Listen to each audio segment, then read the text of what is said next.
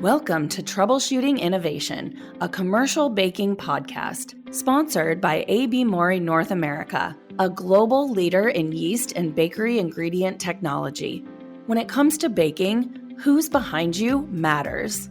I'm your host, Joanie Spencer, Editor-in-Chief of Commercial Baking, and I'm spending this season with Josh Allen, award-winning artisan baker and founder of Companion Baking in St. Louis. Together, we are discovering new ways to redefine commercial artisan bakery production. In this episode, Josh is going to help me unpack what happens when a bakery has a propensity for saying yes.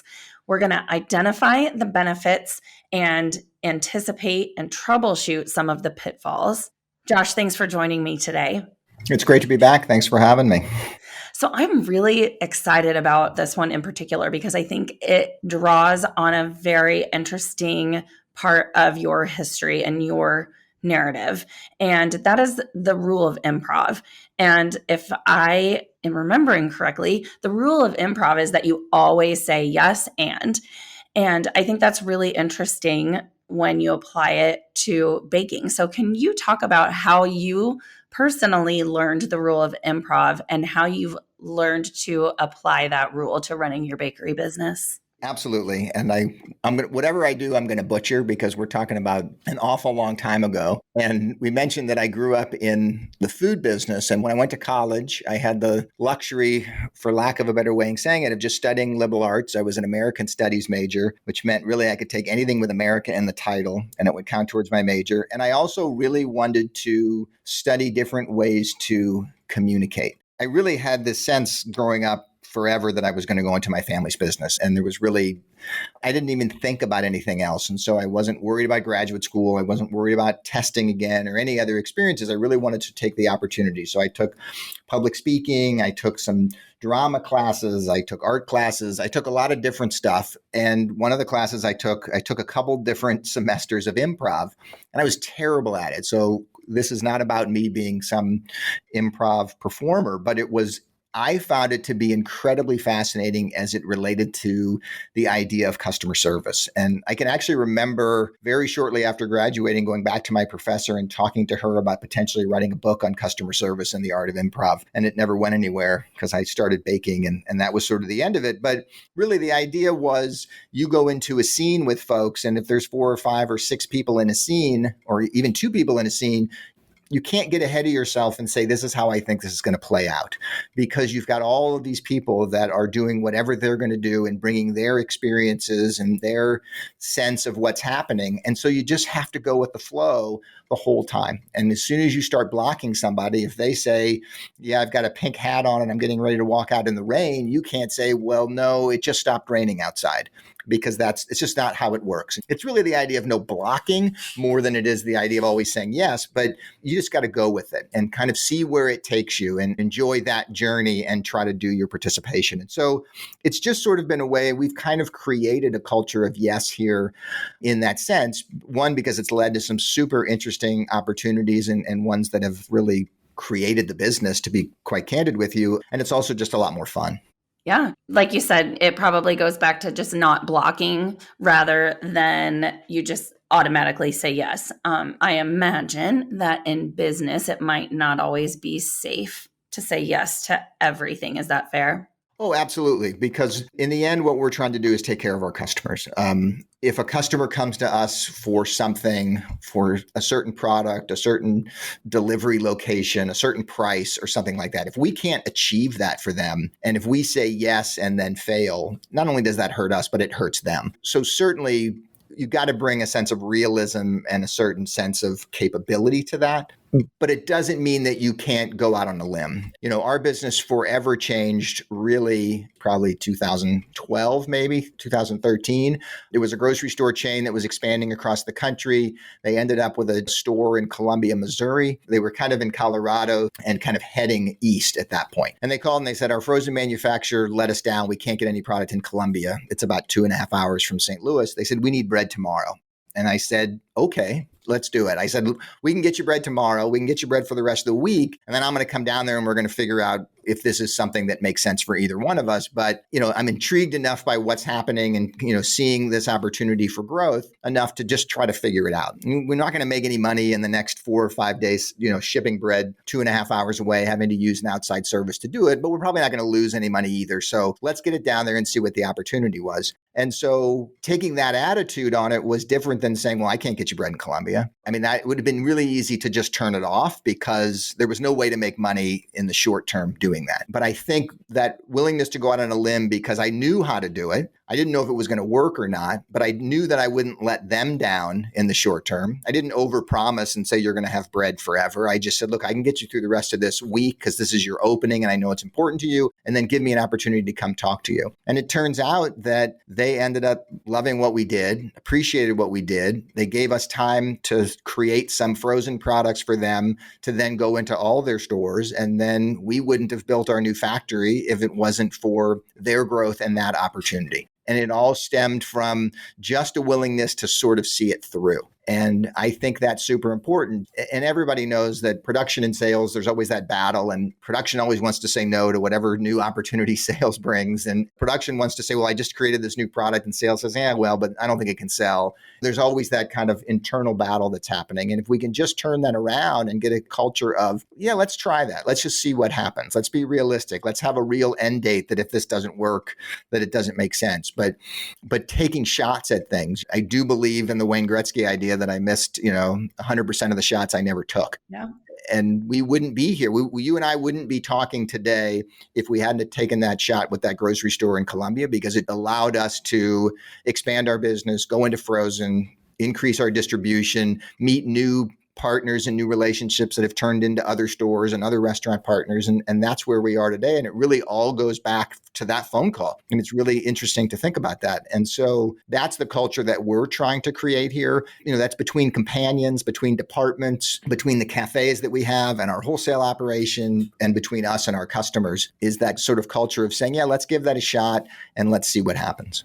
So then what happens if you take that risk? You say the yes and you get into it and you find out it probably wasn't the right decision. I'm guessing that maybe that's happened once, maybe twice. So if my assumption is correct, can you tell me how do you navigate those kinds of situations and learn and course correct within that situation? Well, I think it goes back to that sort of, making sure that you're under promising in that. So if we're going to help that customer fix that short-term issue, deal with it in the short term, and then look, this just doesn't make sense for us to continue this. And let's give you, and again, I really believe, even though we're in a transactional business, I believe that the profitability, because my dad beat me over the head with it in a very positive way, that it was relationship driven, that we're not going to make any money tomorrow making sure that you have something if we have to go out of our way to go to somebody, another distributor to buy it, to deliver it to them. So they made a lot of short-term decisions that kept the relationship going, because it's a relationship over time. It's thousands of transactions that develop the profitability of the business, not just the single transaction. And so when we would do something, if we started making a bun for a restaurant group that in the end, we just couldn't keep up with the production, or we didn't have the equipment to slice it, or it turned out to be much more of a pain in the butt than we thought it was going to be, before it gets too far, we go to them and say, look, this isn't working for us. I know we're taking care of you right now. Tell me how much time you need to find the next supplier, or let me see if I can help you find somebody else who can do this better, more efficiently, because I got to bow out of this in X number of days, or whatever it is. And again, we want to make sure we take care of the customer. It's an incredibly incestuous industry, and that chef or that purchasing agent's going to end up somewhere else. That's an opportunity for us. And so how we handle that breakup is just as important as how we handled the initial sales opportunity. So as long as we do it with transparency and honesty and forward communication, it's usually okay. They don't want to do business with somebody that's not making any money. In the short term, they might, but long term, they know that's not the answer. And so almost all of the time, they've been appreciative of us taking a chance at it. Hey, we said this might not work for us, but we're willing to give it a shot. And then we turn it off or we do something else. And I think that's allowed us to build a business. It's given us better ideas and more information for the next time that similar kind of opportunity pops up. This is why this doesn't work, or hey, I can make you that bun at that price, but slicing just doesn't work for me and the way my operation is, so I'm not going to be able to slice it. Is that a deal breaker for you? Giving the customer the opportunity, knowing enough to ask the right questions and provide enough information to give them the chance to say no, because that's super important to them as well. So that's a good segue to the next question. And that is like, how do you recover from something like that? Like, how hard is it to continue to have the courage to take risks and say yes to opportunities if you got burned on a previous one? And especially if someone tells you that's a bad idea, but you believe in your gut it's a good idea. Like, how do you overcome those fears and hesitations? Well, I guess I would stop, or I'd go back to what you said before. You said a second ago that, when you get burned, we don't get burned in those opportunities if we go into it recognizing that it's kind of an experiment. You're not failing, you're learning. So it's okay. Like, we're not going to hit them all out of the park. Some of them aren't going to work, but as long as we learn from it and we fortify our knowledge base and our team and our understanding of, okay, the next time this kind of thing comes around, here's the things that we need to ask for differently, or here's what we need to communicate better, or this is what we got to talk to production about, or this is the piece of equipment that we should get before we run into that situation again so that we can handle it. Then we learned from it. And then it's probably better that we failed, because honestly, we learn more from failure most of the time than we do from success. And so that's not the problem. And then the other thing you mentioned was when you think it's a good idea and other people don't, if we talk about it in terms of that experiment piece and let's try it and see what happens, then we're all doing it. And we're much more apt to support other people inside the organization that want to take a crack at that, because we know that people will support us when we want to take a shot at something. And, we have a packaging supervisor that wanted to change some equipment around. And we had some people who thought that was just a terrible idea, like the slicer shouldn't go there, or the packaging machine shouldn't go there. But really, in the end, it was like, well, let's try it. What's it going to hurt us to move this stuff around and see if it makes any sense? And we didn't end up exactly where we were, but we ended up in a different place than we started. And now it's dramatically more efficient and it makes more sense. And that whole team has taken ownership of an area that they didn't have that much ownership of before we started that process. And so just that willingness to do it and to see what happens and to recognize that as long as we go into it knowing that it might not work, then we don't go so far. We're not 100% committed, because we recognize that it's okay to say this isn't working for us.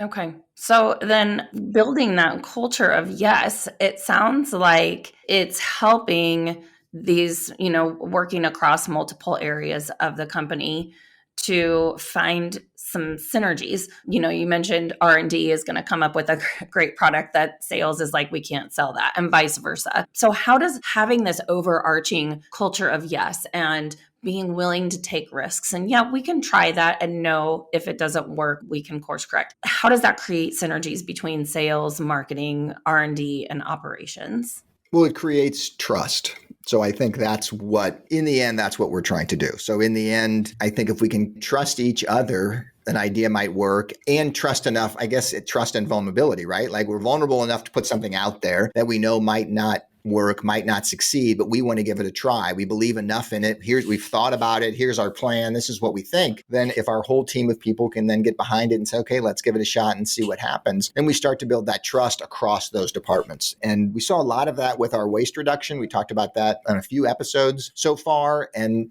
there's been a lot of little things that we've done. It's been a ton of incremental changes to the way that we manage our waste here that has saved us the 1 million pounds a year that we've been able to achieve. There's a couple of big things, but it's been a lot of little things. And that's just been saying, hey, what if we try this? Why are we doing this way when we could try it a different way? And the fact of the matter is that in so many instances, it wasn't working. Like, we know we were generating too much waste. So we were willing to take that chance and take that risk. We want to grow our business. So we're going to have to take some risks with new customers, new opportunities, new products, whatever those are. It's not just going to happen without us going out on a limb in a couple of instances and making sure that we've got a safety net underneath us so that we don't, like to your point, we don't fall and break our neck. But we got to be willing to take those risks. And we've got to get everybody on board with that production has to be excited about the sales opportunity. Sales has to be excited about what production is producing or throwing at them, and various things. And so I think trust and vulnerability, difficult things to measure, hard things to grow, right? Whether that's in a marital relationship, and certainly at work, it's even harder because we don't have the background and the expertise to know about everybody and all the things that they bring to the table. But we can do that by giving folks a safe place to try things and a safe place to experiment. I feel like you all are really good at not only asking why, but also asking why not. Yes, that's true. That's a great way to say it. I think that's absolutely true. And you got to be able to ask both questions, I think. And I think it goes back to when we were talking about having a solution for a customer. No, we can't do this, but here's what we can do. It's the same thing. Why are we doing this and why don't we try this? As opposed to just questioning something. Why do we do it this way? Let's question it and then provide some kind of solution and create some kind of brainstorming. And we have what we call here huddles on a regular basis throughout the day, small groups of people that get together to sort of do a status update and sort of say, okay, here's what's coming down the pipeline. Here's the next 3 doughs running. Here's what's happening in the mixing area. Here's what's happening in the various stations across the bakery. And in those huddles, we'll ask those questions and you'll get a really diverse group of people who will throw different ideas around on maybe a way to solve it. And the nice thing is in that situation, you can say, okay, well, I got that particular dough is coming down the pipeline again in 2 hours. Let's try it in 2 hours and see what happens. And then we report back in the next huddle, here's what the results were. And so we can do that series of little experimentations and little tries all throughout the day, all throughout the week. And those add up to, again, building that credibility, recognizing that it's vulnerable to come to the table and have an idea. And I think that's really terrific. This episode is brought to you by A.B. Mori North America. The second installment of the Oven Light podcast features 3 ABMNA baking pros, Kyle Christensen, Mike Purvis, and Wes Snow. In the episode, they outline the ins and outs of baking technology, from donuts and cakes to breads and more. The Oven Light is available through Apple, iTunes, and Spotify. A.B. Mori, passionate about baking. Learn more at abmna.com.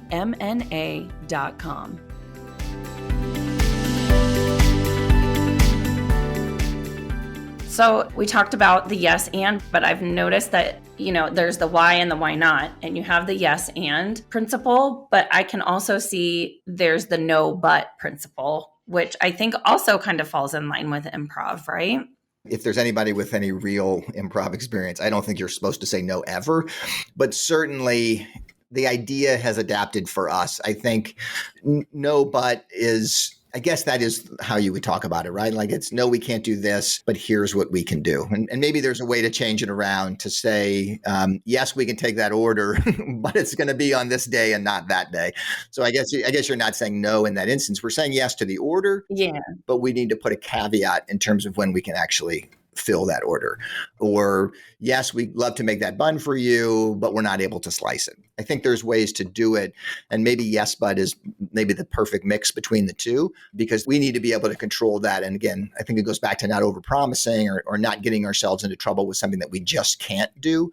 And at the same time, figuring out ways to say yes to the customer and yes to the opportunity so that we give ourselves time to know whether it makes sense or not. Mm-hmm. And as long as we're not hyper-focused on short-term profitability, which we're not, it gives us, again, that freedom to take a crack at something. So I'm going to get bread to Columbia, Missouri, to this grocery store because I've read a little bit about them. I think they're getting ready to grow their business, and this might be a great opportunity. So let's get it there, not worry about whether we make any money in the next week or two, and see what that opportunity presents itself. And if they would have said, hey, we want you to keep delivering fresh every day, and we're going to take our national business through this manufacturer, but he just can't or she can't get to Columbia, maybe we would have said, okay, that's terrific. We'll do it for another week or two, but this isn't a real viable thing for us to deliver fresh bread 2.5 hours away. And that might have been the end of it. But I think because we said yes, and were willing to just go out on a limb and just get them through their issue, they were then willing to talk to us and say, well, what would it take for you to be that national distributor for us? And so, again, it goes back to that kind of trust and credibility and vulnerability and all of that. People still do business with people. People still want to help somebody in need. And as long as you're honest with where you sit, most of the time you can work together to find a solution. Yeah. You've used this word several times throughout the conversation, and that's vulnerability. And I really like how you use vulnerability as a strength. Yeah, that goes to, is that Brene Brown that I listen to too much, maybe? The author who's terrific. But yeah, I mean, look, it has to be like, I don't know, it's worked in my marital relationship with my wife. It's worked with my kids. Like, it's super important for folks to know what you're not capable of doing, what hurts, what's not working. And look, we've had a handful of failed businesses in the history of Companion. We had a business and opened a manufacturing facility in Kansas City. We opened 2 cafes that we've since closed. I mean, we've closed some businesses. Like, we took some shots that didn't work. And the courage to cut those off quick enough before they took down the whole company or before they bled other areas of the business, it was hard to do that. It was hard to not want to just keep throwing everything we had at a business that really in the end wasn't going to make it. But the courageous thing to do sometimes is to put an end to something or call for help. And I think we've learned that through our handful of failures over the years, and that certainly makes it easier. When things are going swimmingly all the time, it's certainly hard to be vulnerable because you feel a sense of invincibility. We have no pretense of invincibility here, especially coming out of 2 years of the pandemic. Like, we recognize that it all could go away in a minute, and then it can come back, and then it can go away again. So that's the silver lining, I guess, of what we've been dealing with, is that we are much more willing to talk internally and externally about this is working, this is not working, and let's figure out a way together to make it work. Now, do you think in those huddles that you have, that companions have a good opportunity to say, hey, I see places where things aren't working well or working as well as they could be. Let's try this approach? Oh, absolutely. I think in the metrics that we look at, it's sort of built in that way, right? Like, if we look at, obviously we talked about the trash, but if we mentioned sales per complaint, and if we start to see complaints coming in from, usually they come in bunches from the same customer, right? If we make cookie pucks for somebody and we were having an issue consistently with that, maybe there's an issue with the cookie mixer or the way that we're scaling ingredients or the makeup equipment that we're using. And then we can get a group of people who participate in that to say, yeah, I'm noticing that, and here's what I think we can do to improve that. Or, okay, that's causing a problem. I didn't realize that was causing a problem, but here's something that changed slightly that now I should be bringing to your attention. And if we didn't talk about the complaints and start to mention where those were coming from and how they impacted that metric, maybe that never would have surfaced or popped up. So it opens up those opportunities because we're looking at some things differently, and then folks can have those ideas. We are constantly asking on the floor, what could we do differently? Is this the most efficient way? Does this make sense? Why do we do this when we could be doing that? And people ask all the time. And then we try to celebrate when we make a change to something, and that then reinforces it, right? Like, Joanie had a great idea at the end of the makeup line to change the pans from vertical to horizontal orientation because it's easier to load or it's less heavy to pick up. Hey, we made this change and it's going this much faster, or we've had less injuries down there, whatever result has been, let's give Joanie a round of applause. And then anybody else have any ideas? And so people want to be called out. People want to be seen and recognized. And it doesn't have to be anything more than recognition. But if we can do that regularly, then it starts to open up that avenue for folks to come forward, because it's the people at the end of the line, at the oven, in the packing area. They're the ones that have the right ideas. They do it every day. I mean, it's not me walking around and coming up with these brilliant ideas just by spending a couple minutes at a station. I mean, it comes from working in that station all the time and recognizing the inefficiencies, or just asking the question. Sometimes asking the question, why do we do it that way, makes us answer the question with, I have no idea. What else? Well, I have no idea. That's how we've always done it. Like, exactly. And, honestly, that is something I think we are on the cusp of change in this industry, because the product that you make is made by it's repeatable and measurable results. So it's all based on doing things the same way we've always done them. And so the industry tends to default to that in their innovation mindset. We've always done it this way.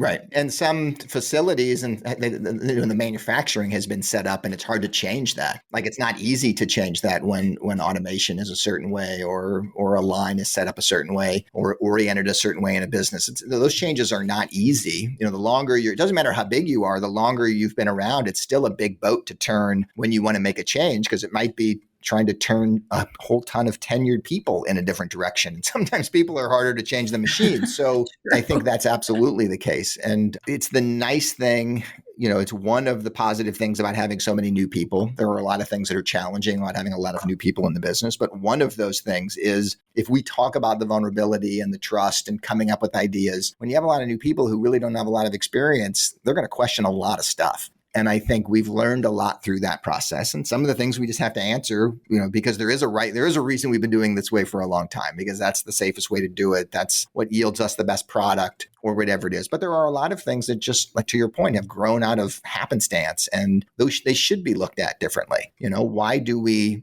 talked about safety and loading the oven with no gloves, but taking product out with, obviously we take it out with gloves for a reason, but we loaded it. It was just, bakers who've been around for a while don't want to put gloves on to put bread in the oven, but they were still burning themselves because the wheel would get jammed. And then all of a sudden you're trying to move things around and your hand slaps up against the door or slaps up against the inside of the oven. So why don't you just wear gloves? Maybe we can solve that. And it wasn't only because we have so many new people and we were seeing the issue. Did we just think, wow, that would work for everybody? It would make sense for everybody to do that. So we're learning a lot every day, thankfully. So I guess the last thing that I want to ask is, with this culture of yes, and it's really a sort of an in summary question because it's what we've been talking about this entire time, but what kind of impact can this mindset have on innovation for our industry? That's a terrific question.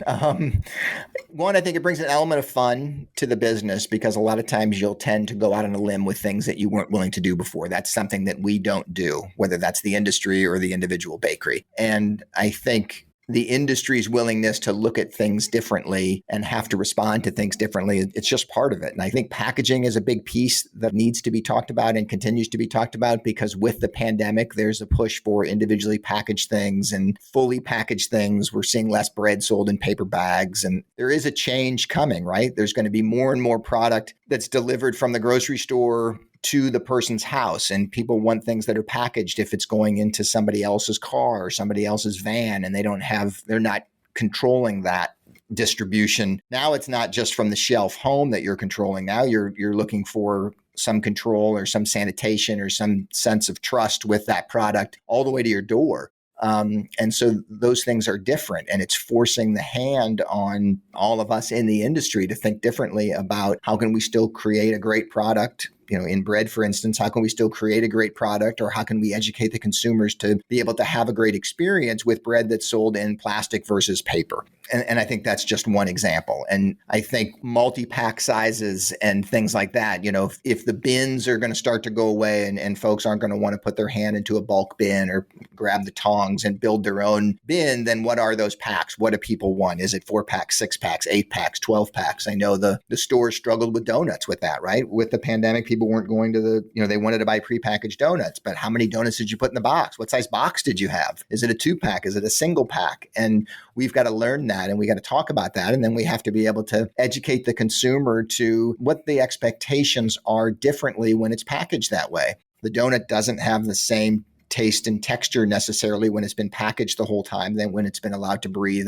in a larger case. And bread is the same way, and buns and rolls are the same way. So I think that culture of yes, it's what's coming. So we have to say yes to the consumer as it relates to the change in the way that they're going to get their product at their house and the way in which they want it packaged. And so we can't just say, well, look, we've always done it this way. Bread's always sold in paper, and that's just how it's going to be, because the consumer is going to find another way to get the product that they want, because it's just not going to work through Instacart or Shopped or Amazon Prime that way. Like all industries, we need to continue to grow and evolve and stay in touch with our consumers and make sure we're not only delivering them the product they want, but delivering the product they want the way that they want it. Yeah. I mean, consumers are asking why all the time and asking why not. So bakeries have got to keep up. And I think that's a really good note to end on this week.